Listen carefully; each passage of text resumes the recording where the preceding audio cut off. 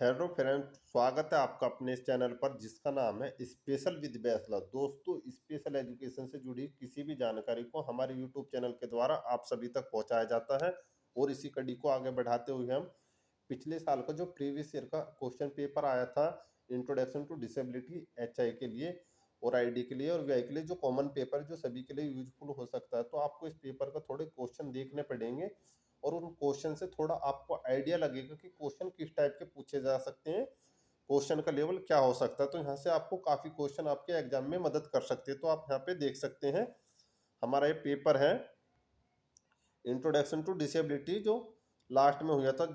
2020 वाले जो बैच के बच्चे थे उनका ये एग्जाम था। तो यहाँ से आपको आइडिया लग जाएगा कि क्वेश्चन में किस टाइप का लेवल हो सकता है क्वेश्चन का। आप हमारी स्क्रीन पर देख सकते हैं ट्रू फॉल्स वाले जो पोर्शन है, तो यहाँ से काफ़ी क्वेश्चन आपके हेल्पफुल कर सकते हैं।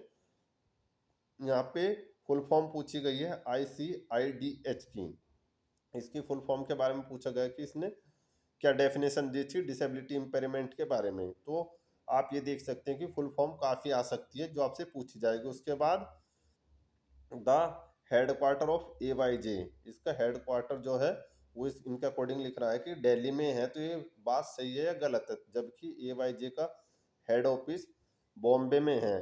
तो जितने भी नेशनल इंस्टीट्यूट डिसेबिलिटी के सेक्टर में काम कर रहे हैं, उनका हेड ऑफिस कहाँ पर है, वो कब इस्टेब्लिश हुई है, उनकी फुल फॉर्म क्या है, इसके लिए प्रॉपर एक वीडियो मेरे यूट्यूब चैनल पर पड़ी हुई है।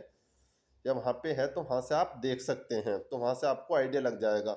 उसके बाद muscular dystrophy is a one type of neuromuscular disability, इसके बारे में पूछा गया है। तो यहाँ से आप इन चीज़ों को क्लिक कर सकते हो। उसके बाद national trust act include person with profound hearing loss. तो इसमें हेयरिंग लॉस वाली डिसेबिलिटी ही थी नहीं, क्योंकि इसके अंदर 4 डिसेबिलिटी थी। जो नेशनल ट्रस्ट एक्ट है, नेशनल ट्रस्ट एक्ट 99 यानी 1999 में आया था ये। और इसके अंदर 4 डिसेबिलिटी थी, जिसके अंदर मल्टीपल डिसेबिलिटी, CP यानी cerebral palsy, autism spectrum disorder और इंटेलेक्चुअल डिसेबिलिटी, ये 4 डिसेबिलिटी थी। तो इससे पूछा जा सकता है कि ये एक्ट किस नाम से जाना जाता है, कितनी डिसेबिलिटी थी। तो आप यहाँ से वो देख सकते हैं। उसके बाद 5वां क्वेश्चन है हमारा, एज पर PWD एक्ट 1995 यानी कितनी परसेंट वो डिसेबिलिटी होनी चाहिए, उसके बारे में पूछा गया। तो 40% डिसेबिलिटी मिनिमम क्राइटेरिया होता है किसी भी डिसेबल पर्सन के लिए।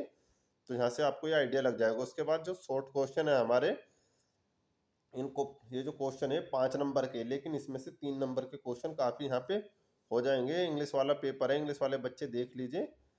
और ये लॉन्ग क्वेश्चन है, ये भी आप आसानी से देख सकते हैं। अब हिंदी वाले जो क्वेश्चन है वहाँ से हम थोड़ा डिस्कस करेंगे, तो वहाँ से थोड़ा हमारे जो हिंदी मीडियम वाले बच्चे हैं उनके लिए थोड़ा सा इजी रहेगा इस चीज़ को समझने के लिए। तो पहला क्वेश्चन ट्रू फॉल्स वाले में पूछा गया, ICIDH का पूर्ण international council of impairment development and handicap, यानी तीनों चीज़ों के बारे में पूछा गया कि इसने क्या दिया। इस बार क्या हो सकता है, इसके फुल फॉर्म पूछी जा सकती है, पूछा जा सकता।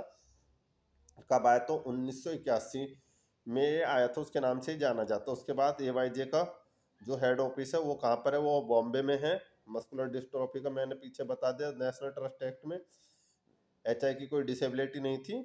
और PWD एक्ट के बारे में मिनिमम 40% डिसेबिलिटी होनी चाहिए किसी भी पर्सन के लिए। उसके बाद हम थोड़ा सा यहाँ पे नीचे देखेंगे, इसमें से काफ़ी क्वेश्चन हमारे यहाँ पे हेल्प करेंगे। न्यू पेपर में 3-3 नंबर में हमें यहाँ से क्वेश्चन को देखने को मिल सकते हैं। तो थोड़ा क्वेश्चन को समझने की कोशिश करेंगे।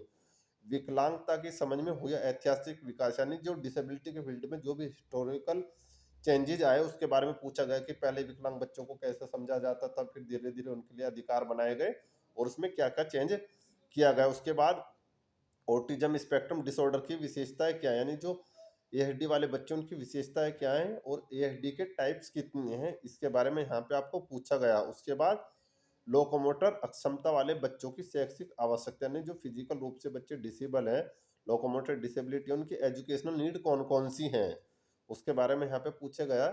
बेसिक नीड आप यहाँ पे लिख सकते हो। उसके बाद अर्ली इंटरवेंशन और अर्ली आइडेंटिफाई का रोल क्या हो सकता है, यानी अर्ली आइडेंटिफाई और अर्ली इंटरवेंशन की ज़रूरत क्या है। यानी जितना जल्दी अर्ली आइडेंटिफाई होगा उतना ही जल्दी उस पर अर्ली इंटरवेंशन होगा, और जितना जल्दी अर्ली इंटरवेंशन होगा उतना जल्दी हम डिसेबिलिटी का इम्पैक्ट जो बच्चे के ऊपर आ सकता था उसको हम काफ़ी हद तक कम कर सकते हैं। तो यहाँ से भी आपको क्वेश्चन मिलेगा। उसके बाद विकलांगता के क्षेत्र में किसी भी एक एनजीओ की भूमिका, यानी जितने भी डिसेबिलिटी के फील्ड में एनजीओ काम कर रहे हैं उनका रोल पूछा गया है कि उनका रोल क्या है। तो आपकी जानकारी के लिए बता दूं, आपको नेशनल एनजीओ पूछा जाए या वो जितने भी नेशनल इंस्टीट्यूट हैं उनके बारे में पूछा जाए, या नॉन गवर्नमेंट ऑर्गेनाइजेशन के बारे में पूछा जाए, जो एनजीओ के बारे में पूछा जाए, तो आपको क्वेश्चन याद रखना है बेसिक, कि अगर किसी भी नेशनल इंस्टीट्यूट का रोल पूछा जाए या एनजीओ का रोल पूछा जाए तो वो क्या करते हैं डिसेबिलिटी सेक्टर में।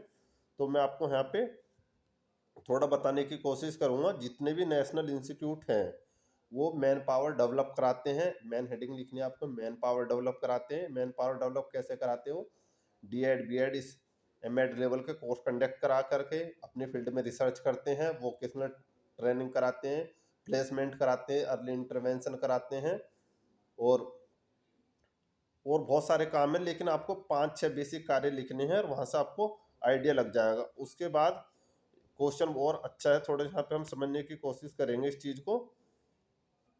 ये पीडब्ल्यूडी एक्ट में विकलांग व्यक्तियों के लिए दिए गए शैक्षिक प्रावधान, यानी कौन कौन से एजुकेशनल प्रोविजनल है, किसमें 1995 वाले एक्ट में पर्सन विद डिसेबिलिटी एक्ट है, इसके बारे में पूछा गया। तो आप इसमें लिख सकते हैं कि भाई वो जो डिसेबल बच्चे हैं उनके लिए एजुकेशन का प्रोविजनल ये है कि 6 साल से 18 साल तक के विकलांग बच्चे को फ्री ऑफ कॉस्ट एजुकेशन दी जाएगी, वहाँ पे उससे कोई चार्ज नहीं लगेगा। उसके बारे में आप यहाँ पे लिख सकते हैं। अब थोड़ा सा यहाँ पे लॉन्ग क्वेश्चन को समझने की कोशिश करेंगे कि लॉन्ग क्वेश्चन किस टाइप में हो सकते हैं।